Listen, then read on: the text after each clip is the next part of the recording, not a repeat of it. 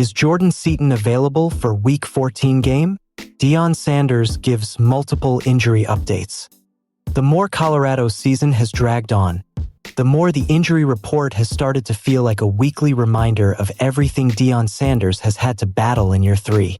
And nowhere is that pain felt more than on the offensive line, where the absence of Jordan Seaton has stretched the Buffs thin at the worst possible moment. His loss has not just been a missing name on a list. It's been a gaping hole in Colorado's protection, leadership, and identity.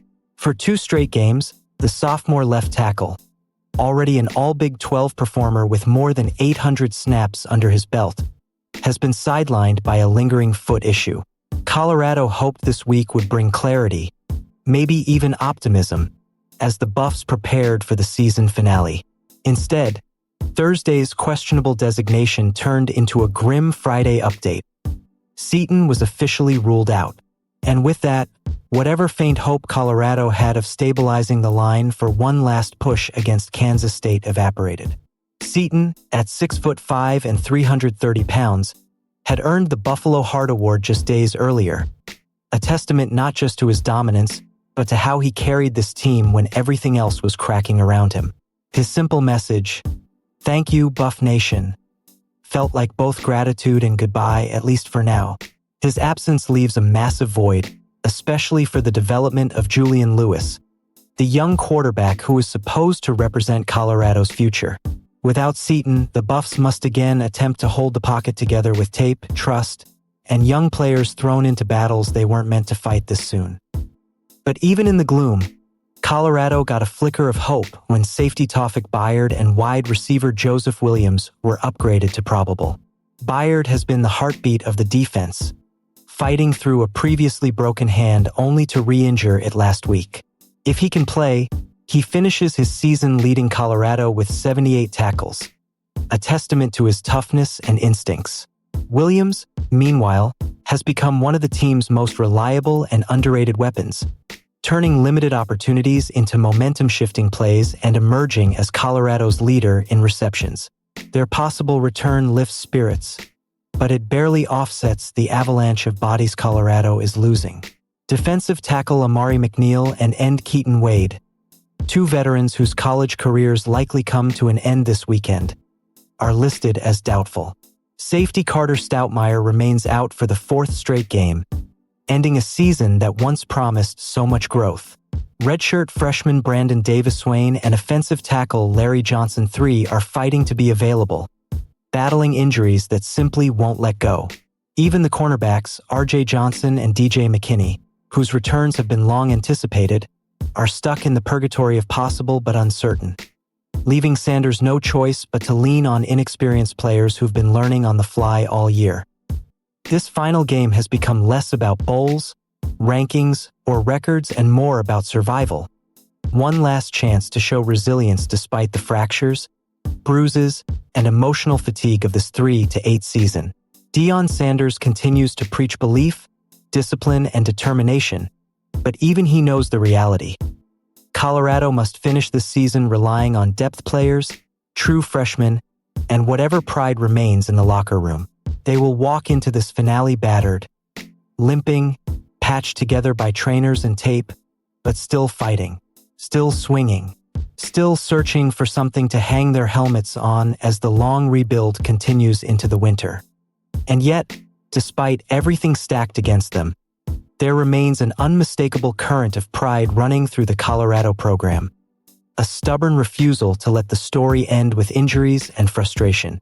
Deion Sanders has been honest about the toll this season has taken. He has acknowledged the misfires in the portal, the bad luck with injuries, the inconsistencies that have defined the year, and the personal battles he fought during the offseason. But he has never lost conviction in his belief that Colorado is building towards something bigger than the present pain. Moments like this final week are where that conviction gets tested the hardest, because it is easy to lead when the roster is healthy, when momentum is rolling, when your best players are on the field and your fans are echoing every word. It is much harder to lead when the injury report looks like a depth chart and the scoreboard keeps reminding you of your deficiencies. What Sanders has tried to instill, through every setback, every missed opportunity, every game that slipped away, is a foundation that can withstand adversity. And this week may be the truest test of that foundation. Without Seaton anchoring the line, the offense must adapt. Without McNeil and Wade anchoring the front, the defense must scrap and fight with younger pieces. Without Stoutmire patrolling the secondary, the back end must find discipline and chemistry on the fly. The coaching staff has to piece together a game plan built not on idealism but on availability. The players have to dig deeper than they ever have in a season that has already demanded too much of them. And the fans, those who continue to believe in the long-term vision, must cling to the glimpses of potential, the flashes of promise, the moments of toughness that hint at what Colorado could eventually become. In many ways, this finale is not just about playing Kansas State. It is about proving to themselves that despite everything, injuries, fatigue, frustration, disappointment, they can still line up and compete with heart. Sanders has repeatedly said he wants fighters, not passengers, and this game will reveal who is built for the grind ahead and who merely survived it. Even the younger players, thrust into starting roles out of necessity rather than readiness, have a chance to turn this hardship into growth. The return of Byard and Williams may give the Buffs a spark, but it will take more than two players to steady a roster that has endured blow after blow. Colorado must find unity in adversity, composure in chaos, and pride in a moment that will not define their program but could define their character. And for Sanders, this game is more than just a finale. It's another reminder that building a roster, a culture, a belief system takes time. Takes painful lessons, missed gambles, hard conversations, and yes, seasons like this one. He has never shied away from the work ahead, nor has he backed down from the vision he has sold since the day he arrived. Saturday is not about salvaging a season. It's about reinforcing that the climb is still ahead of them, and that every player who steps onto that field, whether a star or a stand-in, is part of the long, messy, demanding process of turning Colorado into what Sanders believes it can be. And when Sanders looks across his locker room this week, he sees more than a battered roster. He sees the beginnings of the identity he wants Colorado to embrace. Not the flash, not the headlines, not the hype that defined the early days of his arrival, but the grit that sustains a program through storms like this. These final practices, not glamorous, not high stakes, not surrounded by national cameras, are the ones where a program quietly grows up. Players who were buried on the depth chart in August are now being asked to play meaningful snaps.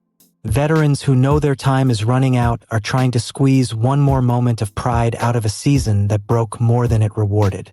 And the staff, bruised by criticism and humbled by results, is focused on finishing with the integrity Sanders demands. If Colorado can walk off that field in Manhattan having fought with urgency, discipline, and heart, it will not erase the disappointment of 2025, but it will send a message about who they intend to be when the rebuild accelerates again. Because for Sanders, this season was never meant to define him. It was meant to refine him, his staff, and every young man still willing to buy into the climb.